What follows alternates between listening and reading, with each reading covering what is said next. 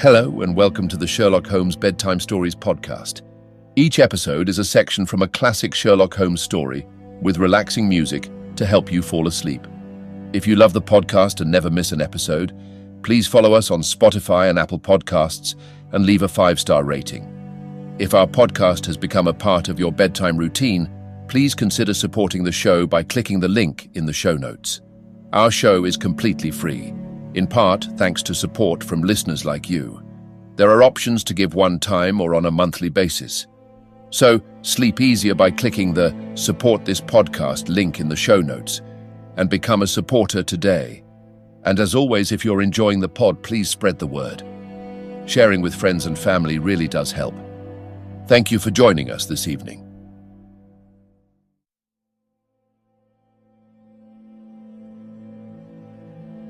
Now it's time to relax.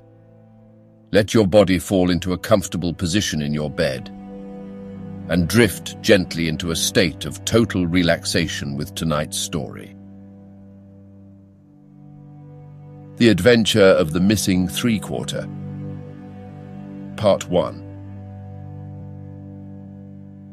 We were fairly accustomed to receive weird telegrams at Baker Street, but I have a particular recollection of one which reached us on a gloomy February morning, some 7 or 8 years ago, and gave Mr. Sherlock Holmes a puzzled quarter of an hour. It was addressed to him and ran thus: "Please await me. Terrible misfortune. Right wing 3/4 missing, indispensable tomorrow. Overton." "Strand postmark and dispatch 10:36, said Holmes, reading it over and over. Mr. Overton was evidently considerably excited when he sent it, and somewhat incoherent in consequence. Well, he will be here, I dare say, by the time I have looked through the Times, and then we shall know all about it. Even the most insignificant problem would be welcome in these stagnant days." Things had indeed been very slow with us, and I had learned to dread such periods of inaction, for I knew by experience that my companion's brain was so abnormally active that it was dangerous to leave it without material upon which to work. For years I had gradually weaned him from that drug mania which had threatened once to check his remarkable career. Now I knew that under ordinary conditions he no longer craved for this artificial stimulus, but I was well aware that the fiend was not dead but sleeping. And I have known that the sleep was a light one, and the waking near when in periods of idleness I have seen the drawn look upon Holmes's ascetic face, and the brooding of his deep-set and inscrutable eyes. Therefore I blessed this Mr. Overton, whoever he might be, since he had come with his enigmatic message to break that dangerous calm which brought more peril to my friend than all the storms of his tempestuous life. As we had expected, the telegram was soon followed by its sender, and the card of Mr. Cyril Overton, Trinity College, Cambridge, announced the arrival of an enormous young man, 16 stone of solid bone and muscle, who spanned the doorway with his broad shoulders and looked from one of us to the other with a comely face which was haggard with anxiety. "Mr. Sherlock Holmes?" My companion bowed. "I've been down to Scotland Yard, Mr. Holmes. I saw Inspector Stanley Hopkins. He advised me to come to you.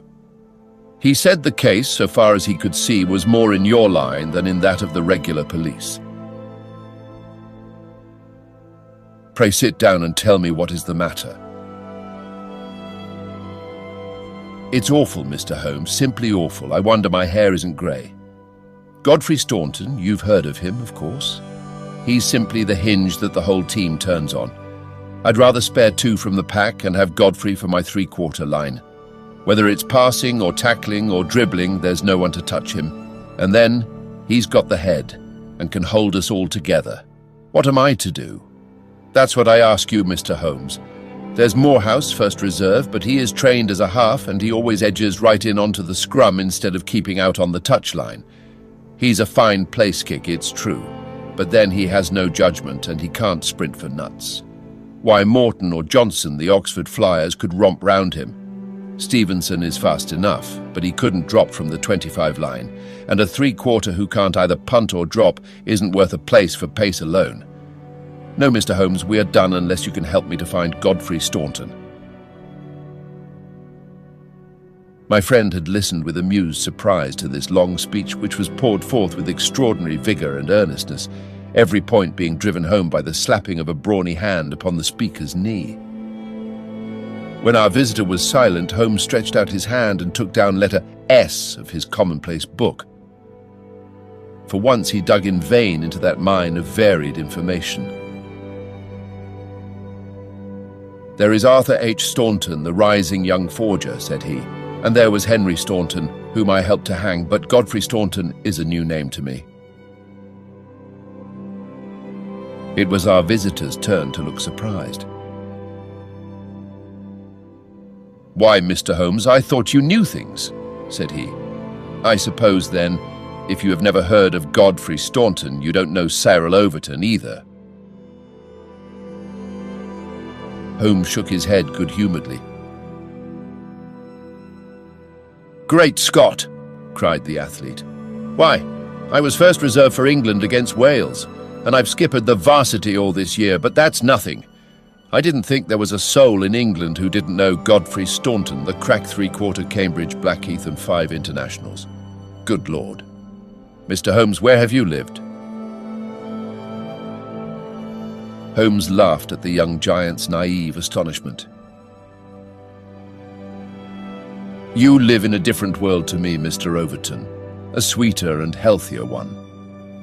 My ramifications stretch out into many sections of society, but never, I am happy to say, into amateur sport, which is the best and soundest thing in England.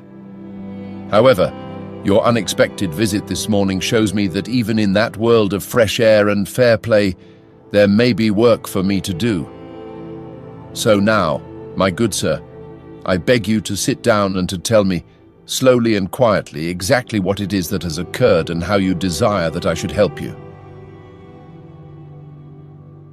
Young Overton's face assumed the bothered look of the man who is more accustomed to using his muscles than his wits, but by degrees, with many repetitions and obscurities which I may omit from his narrative, he laid his strange story before us. "It's this way, Mr. Holmes. As I have said, I am the skipper of the rugger team of Cambridge varsity, and Godfrey Staunton is my best man. Tomorrow we play Oxford. Yesterday we all came up, and we settled at Bentley's private hotel. At 10 o'clock I went round and saw that all the fellows had gone to roost, for I believe in strict training and plenty of sleep to keep a team fit. I had a word or two with Godfrey before he turned in. He seemed to me to be pale and bothered. I asked him what was the matter. He said he was all right, just a touch of headache. I bade him good night and left him. Half an hour later, the porter tells me that a rough-looking man with a beard called with a note for Godfrey.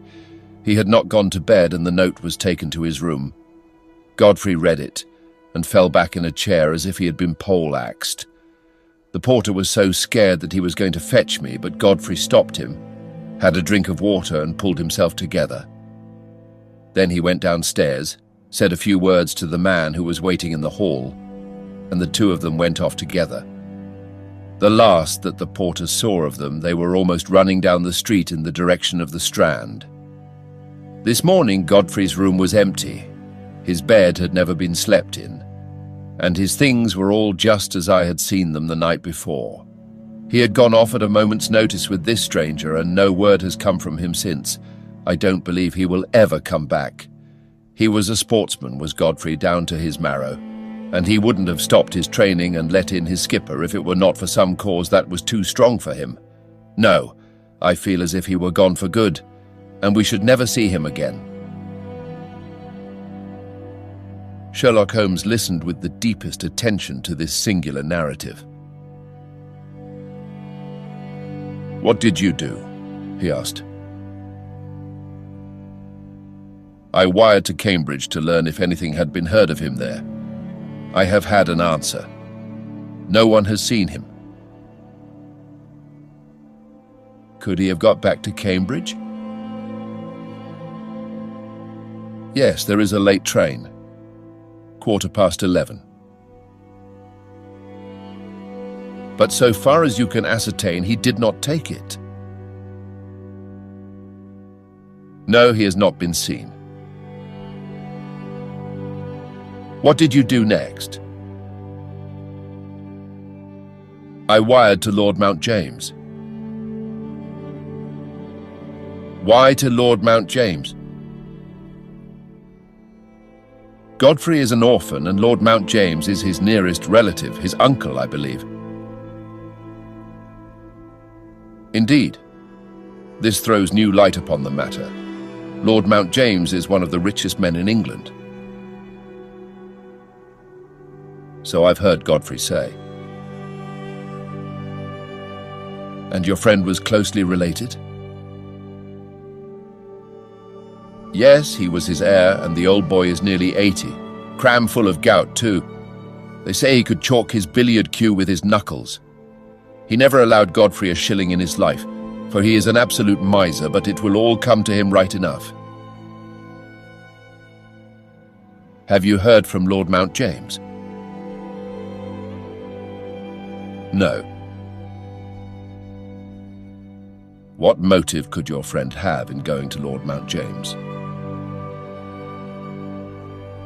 Well, something was worrying him the night before, and if it was to do with money, it is possible that he would make for his nearest relative, who had so much of it, though from all I have heard he would not have much chance of getting it. Godfrey was not fond of the old man. He would not go if he could help it. Well, we can soon determine that. If your friend was going to his relative, Lord Mount James, you have then to explain the visit of this rough-looking fellow at so late an hour, and the agitation that was caused by his coming. Cyril Overton pressed his hands to his head. I can make nothing of it, said he. Well, I have a clear day, and I shall be happy to look into the matter, said Holmes. I should strongly recommend you to make your preparations for your match without reference to this young gentleman. It must, as you say, have been an overpowering necessity which tore him away in such a fashion, and the same necessity is likely to hold him away. Let us step round together to the hotel and see if the porter can throw any fresh light upon the matter. Sherlock Holmes was a past master in the art of putting a humble witness at his ease, and very soon, in the privacy of Godfrey Staunton's abandoned room, he had extracted all that the porter had to tell. The visitor of the night before was not a gentleman, neither was he a workingman. He was simply what the porter described as a medium-looking chap, a man of 50, beard grizzled, pale face, quietly dressed. He seemed himself to be agitated. The porter had observed his hand trembling when he had held out the note. Godfrey Staunton had crammed the note into his pocket. Staunton had not shaken hands with the man in the hall. They had exchanged a few sentences, of which the porter had only distinguished the one word, time. Then they had hurried off in the manner described. It was just 10:30 by the hall clock. Let me see, said Holmes, seating himself on Staunton's bed. You are the day porter, are you not? Yes, sir, I go off duty at 11. The night porter saw nothing, I suppose? No, sir, one theatre party came in late, no one else. Were you on duty all day yesterday? Yes, sir. Did you take any messages to Mr. Staunton? Yes, sir, one telegram. Ah, that's interesting. What o'clock was this? About 6. Where was Mr. Staunton when he received it? Here in his room. Were you present when he opened it? Yes, sir, I waited to see if there was an answer. Well, was there? Yes, sir, he wrote an answer. Did you take it? No, he took it himself. But he wrote it in your presence. Yes, sir. I was standing by the door, and he with his back turned at that table. When he had written it, he said, "All right, Porter, I will take this myself." What did he write it with? A pen, sir. Was the telegraphic form one of these on the table? Yes, sir, it was the top one. Holmes rose. Taking the forms, he carried them over to the window and carefully examined that which was uppermost. "It is a pity he did not write in pencil," said he, throwing them down again with a shrug of disappointment. "As you have no doubt frequently observed, Watson, the impression usually goes through, a fact which has dissolved many a happy marriage. However, I can find no trace here. I rejoice, however, to perceive that he wrote with a broad-pointed quill pen, and I can hardly doubt that we will find some impression upon this blotting pad. Ah, yes, surely this is the very thing." He tore off a strip of the blotting paper and turned towards us the following hieroglyphic. Cyril Overton was much excited. "Hold it to the glass," he cried. "That is unnecessary," said Holmes. "The paper is thin, and the reverse will give the message. Here it is." He turned it over, and we read, "Stand by us, for God's sake." So that is the tail end of the telegram which Godfrey Staunton dispatched within a few hours of his disappearance. There are at least 6 words of the message which have escaped us. But what remains, "Stand by us for God's sake," proves that this young man saw a formidable danger which approached him and from which someone else could protect him. Us, mark you, another person was involved. Who should it be but the pale-faced, bearded man who seemed himself in so nervous a state? What then is the connection between Godfrey Staunton and the bearded man? And what is the third source from which each of them sought for help against pressing danger? Our inquiry has already narrowed down to that. We have only to find to whom that telegram is addressed, I suggested. Exactly, my dear Watson. Your reflection, though profound, had already crossed my mind. But I dare say it may have come to your notice that, counterfoil of another man's message, there may be some disinclination on the part of the officials to oblige you. There is so much red tape in these matters. However, I have no doubt that with a little delicacy and finesse the end may be attained. Meanwhile, I should like in your presence, Mr. Overton, to go through these papers which have been left upon the table. There were a number of letters, bills, and notebooks which Holmes turned over and examined with quick, nervous fingers and darting, penetrating eyes. "Nothing here," he said at last. "By the way, I suppose your friend was a healthy young fellow. Nothing amiss with him?" "Sound as a bell. Have you ever known him ill?" "Not a day. He has been laid up with a hack, and once he slipped his kneecap, but that was nothing." "Perhaps he was not so strong as you suppose. I should think he may have had some secret trouble. With your assent, I will put 1 or 2 of these papers in my pocket in case they should bear upon our future inquiry." "One moment. One moment," cried a querulous voice, and we looked up to find a queer little old man, jerking and twitching in the doorway. He was dressed in rusty black with a very broad-brimmed top hat and a loose white necktie. the whole effect being that of a very rustic parson or of an undertaker's mute. Yet, in spite of his shabby and even absurd appearance, his voice had a sharp crackle, and his manner a quick intensity which commanded attention.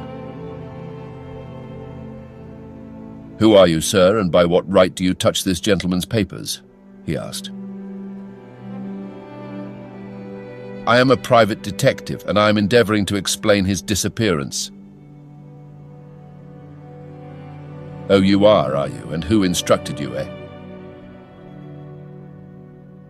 "This gentleman, Mr. Staunton's friend, was referred to me by Scotland Yard." "Who are you, sir?" "I am Cyril Overton." "Then it is you who sent me a telegram. My name is Lord Mount James. I came round as quickly as the Bayswater bus would bring me. So you have instructed a detective?" "Yes, sir." "And are you prepared to meet the cost?" "I have no doubt, sir, that my friend Godfrey, when we find him, will be prepared to do that." "But if he is never found, answer me that." "In that case, no doubt his family." "Nothing of the sort, sir," screamed the little man. "Don't look to me for a penny, not a penny. You understand that, Mr. Detective. I am all the family that this young man has got, and I tell you that I am not responsible. If he has any expectations, it is due to the fact that I have never wasted money, and I do not propose to begin to do so now.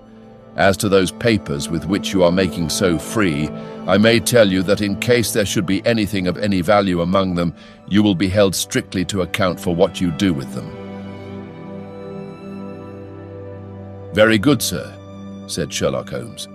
"May I ask, in the meanwhile, whether you have yourself any theory to account for this young man's disappearance?" "No, sir, I have not. He is big enough and old enough to look after himself, and if he is so foolish as to lose himself, I entirely refuse to accept the responsibility of hunting for him." "I quite understand your position," said Holmes with a mischievous twinkle in his eyes. "Perhaps you don't quite understand mine. Godfrey Staunton appears to have been a poor man. If he has been kidnapped, it could not have been for anything which he himself possesses. The fame of your wealth has gone abroad, Lord Mount James, and it is entirely possible that a gang of thieves have secured your nephew in order to gain from him some information as to your house, your habits, and your treasure." The face of our unpleasant little visitor turned as white as his neckcloth. "Heavens, sir, what an idea! I never thought of such villainy. What inhuman rogues there are in the world. But Godfrey is a fine lad, a staunch lad. Nothing would induce him to give his old uncle away. I'll have the plate moved over to the bank this evening. In the meantime, spare no pains, Mr. Detective. I beg you to leave no stone unturned to bring him safely back. As to money, well, so far as a fiver or even a tenner goes, you can always look to me." Even in his chastened frame of mind, the noble miser could give us no information which could help us, for he knew little of the private life of his nephew. Our only clue lay in the truncated telegram, and with a copy of this in his hand, Holmes set forth to find a second link for his chain. We had shaken off Lord Mount James, and Overton had gone to consult with the other members of his team over the misfortune which had befallen them. There was a telegraph office at a short distance from the hotel. We halted outside it. "It's worth trying, Watson," said Holmes. "Of course, with a warrant we could demand to see the counterfoils, but we have not reached that stage yet.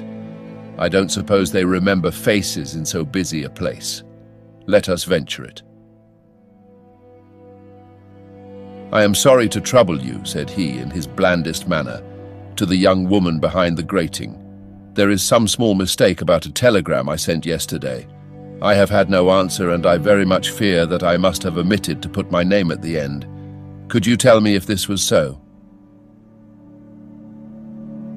The young woman turned over a sheaf of counterfoils. "What o'clock was it?" she asked. "A little after 6. Whom was it to?" Holmes put his finger to his lips and glanced at me. "The last words in it were, 'For God's sake,'" he whispered, confidentially. "I am very anxious at getting no answer." The young woman separated one of the forms. "This is it. There is no name," said she, smoothing it out upon the counter. "Then that, of course, accounts for my getting no answer," said Holmes. "Dear me, how very stupid of me, to be sure. Good morning, miss, and many thanks for having relieved my mind."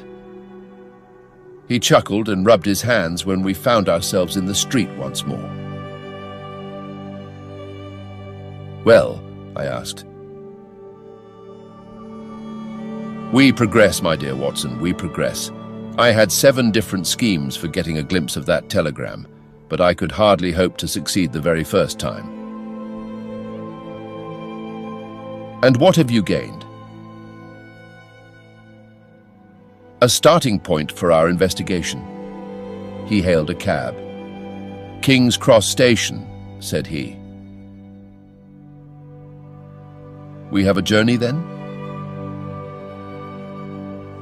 "Yes, I think we must run down to Cambridge together. All the indications seem to me to point in that direction." "Tell me," I asked as we rattled up Gray's Inn Road, "have you any suspicion yet as to the cause of the disappearance? I don't think that among all our cases I have known one where the motives are more obscure. Surely you don't really imagine that he may be kidnapped in order to give information against his wealthy uncle?" "I confess, my dear Watson, that does not appeal to me as a very probable explanation. It struck me, however, as being the one which was most likely to interest that exceedingly unpleasant old person."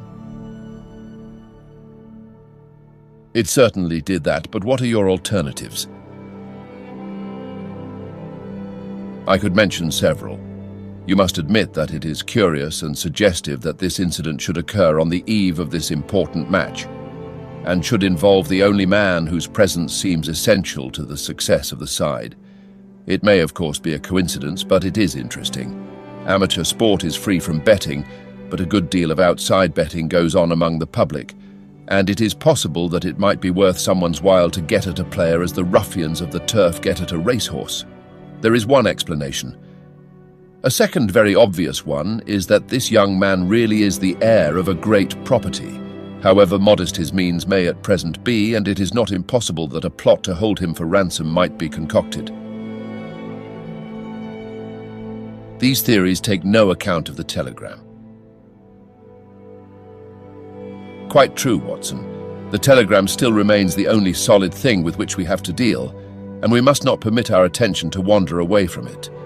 It is to gain light upon the purpose of this telegram that we are now upon our way to Cambridge. The path of our investigation is at present obscure, but I shall be very much surprised if before evening we have not cleared it up or made a considerable advance along it."